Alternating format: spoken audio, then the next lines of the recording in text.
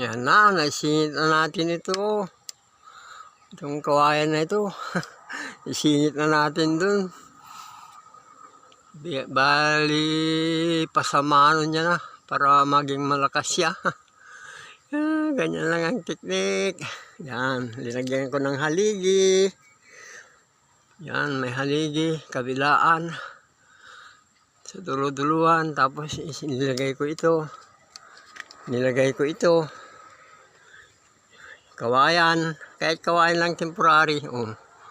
Malakas na yan.